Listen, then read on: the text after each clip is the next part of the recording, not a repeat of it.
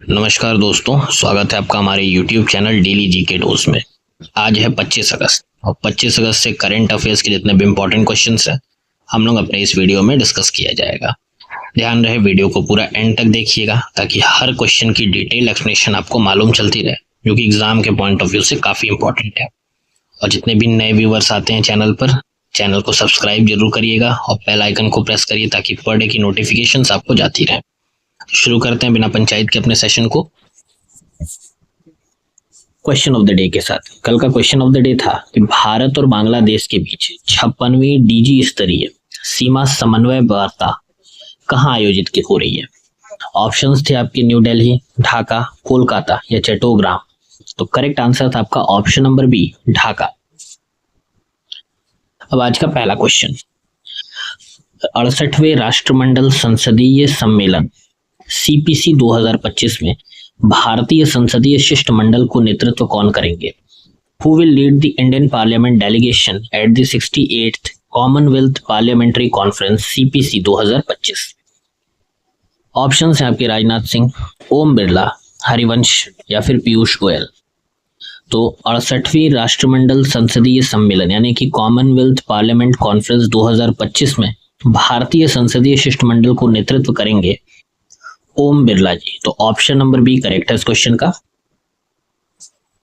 68वें राष्ट्रीय संसदीय सम्मेलन सीपीसी 5 से 12 अक्टूबर 2025 तक ब्रिज टाउन, बारबाडोस में आयोजित होगा।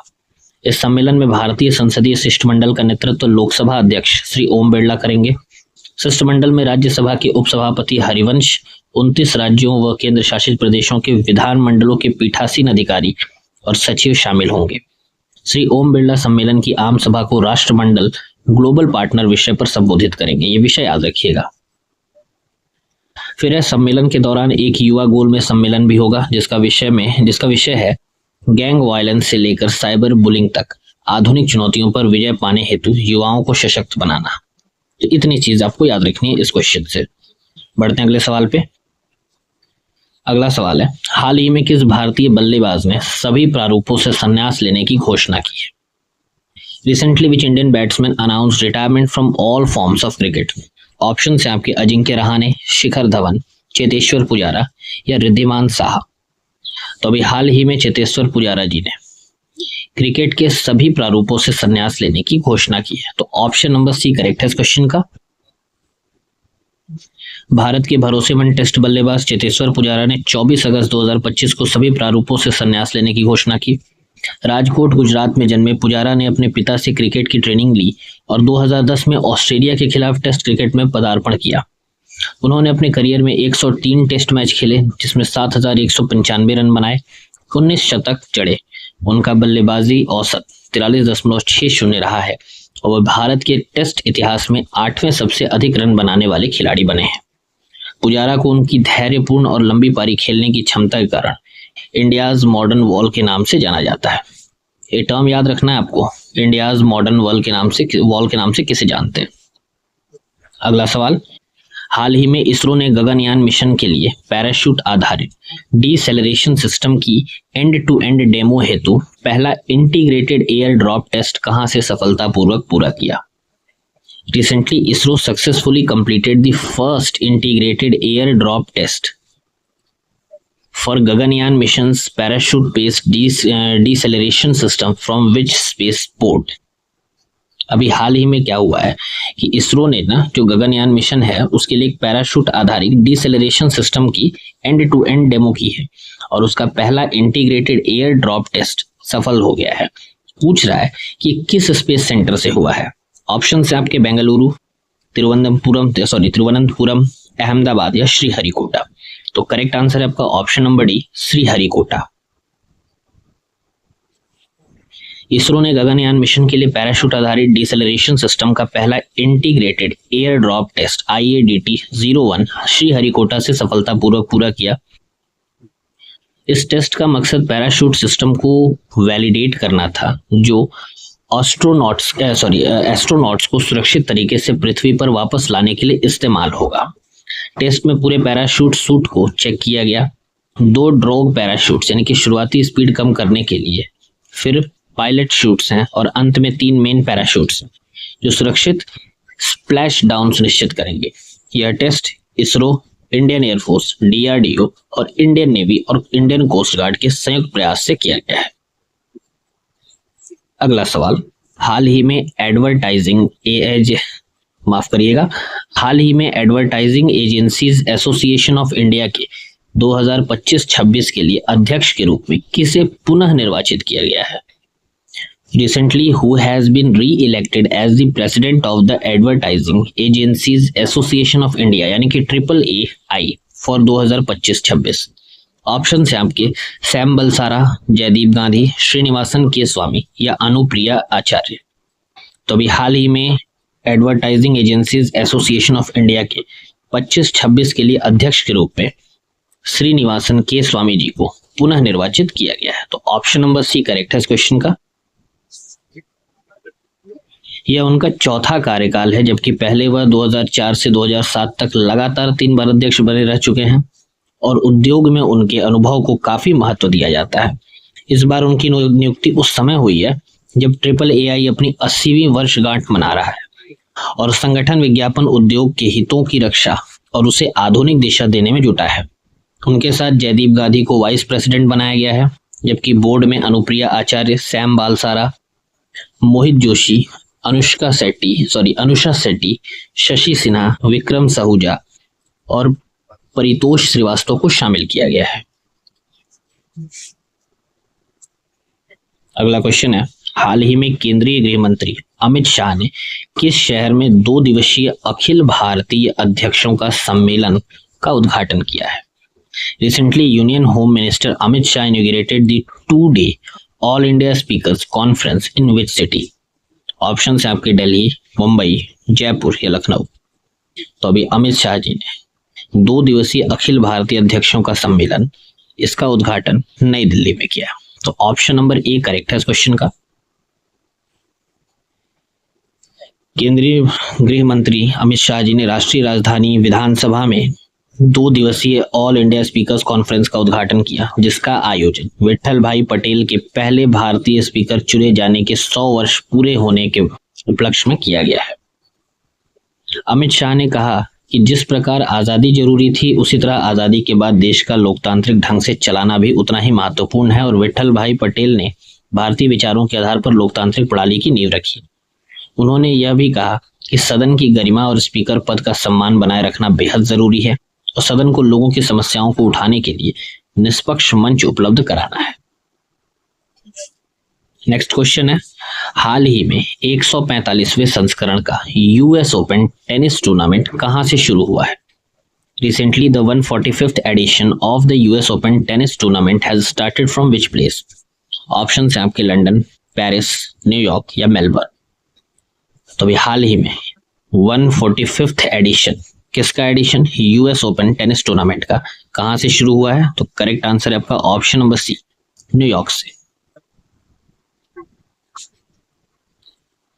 इसका आगाज जो है आज न्यूयॉर्क स्थित USTA Billie Jean King National Tennis Center में हुआ। पुरुष एकल में विश्व नंबर 1 और डिफेंडिंग चैंपियन जेनिक सिनर जो इटली के हैं, नंबर 2 में कार्लोस अल्कराज स्पेन के हैं, 4 बार के विजेता नोवाक जोकोविच और अलेक्जेंडर ज़्वेरेव जो जर्मनी का खिताब की दौड़ में शामिल हैं।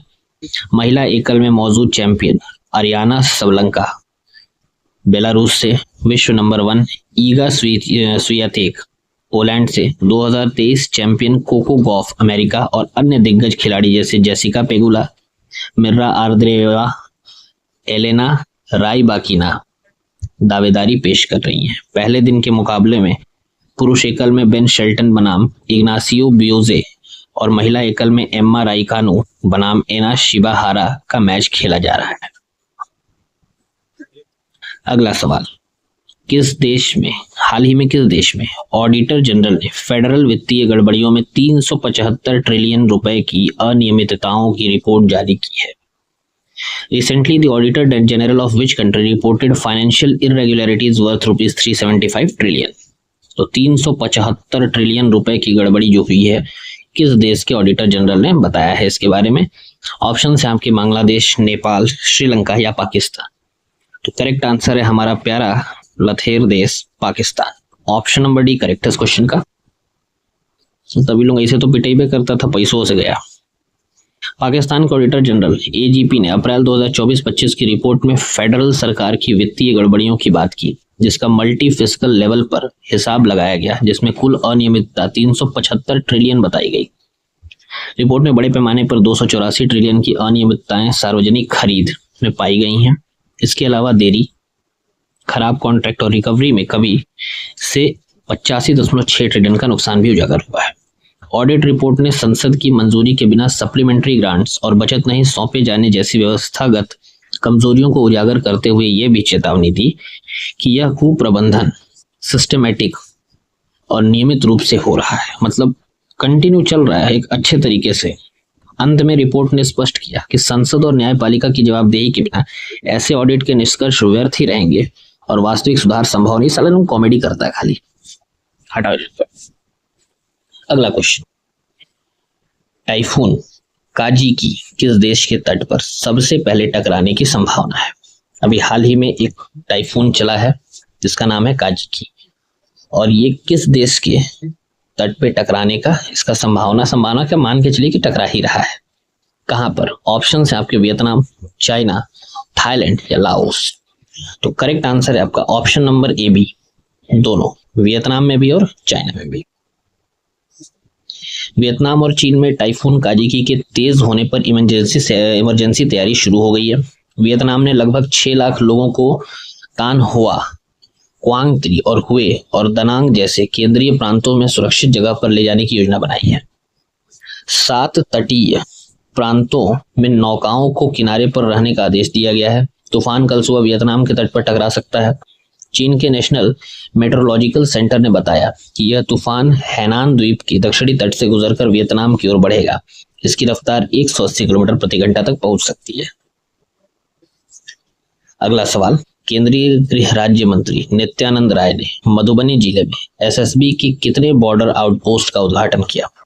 How many SSB border outpost did union minister of state for home affairs Nityanand Rai inaugurate in Madhubani district? Option है आपके 9, 7, 10 या 5। तो अभी केंद्रीय गृह राज्य मंत्री नित्यानंद राय ने मधुबनी जिले में एसएसबी के 9 बॉर्डर आउटपोस्ट का उद्घाटन किया है। तो ऑप्शन नंबर ए करेक्ट है इस क्वेश्चन का। ये हम लोगों ने पढ़ लिया है। उन्होंने जवानों को की साहस और समर्पण की सराहना की। मंत्री ने भरोसा दिलाया कि केंद्र सरकार जवानों के कल्याण और मनोबल को सर्वोच्च प्राथमिकता देती है। उद्घाटन समारोह का उद्देश्य सीमा सुरक्षा को और मजबूत बनाना और स्थानीय प्रशासन एवं सुरक्षा बलों के बीच समन्वय बनाना है। नेक्स्ट क्वेश्चन है, किस राज्य ने स्वच्छ कुरुक्षेत्र मेरा अभिमान शुरू किया है? मेरा अभिमान अभियान शुरू किया है। ऑप्शन है पंजाब, हरियाणा, उत्तर प्रदेश या राजस्थान। तो करेक्ट आंसर है आपका option number B, Haryana.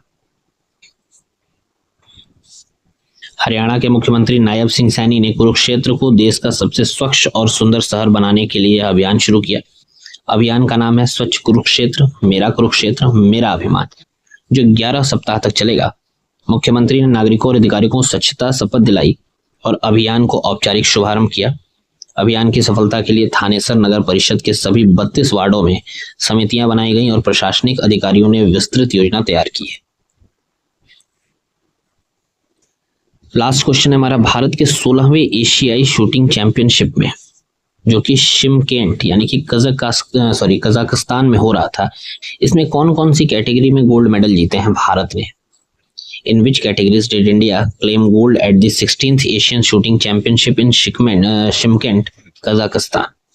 Option है आपके mixed air rifle categories, pistol events, trap shootings या आर्चरी।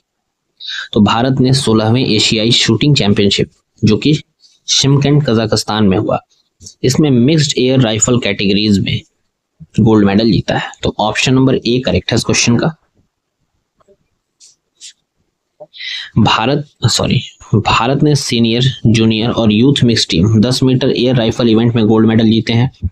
सीनियर मिक्स टीम में एलावेनिल वालारिवान और अर्जुन बबूता ने चीन के जोड़ी को हराकर गोल्ड जीता। जूनियर मिक्स्ड में शांभवी और नरीन प्रणव और यूथ मिक्स टीम में अमीरा अरशद और अंश दबश ने क्रमशः गोल्ड मेडल जीत हासिल किया है। इस प्रदर्शन के साथ भारत ने मेडल टैली में शीर्ष स्थान बनाए रखा, कुल 41 मेडल जिसमें 23 गोल्ड, 8 सिल्वर और 10 ब्रॉन्ज के साथ कंप्लीट किया है।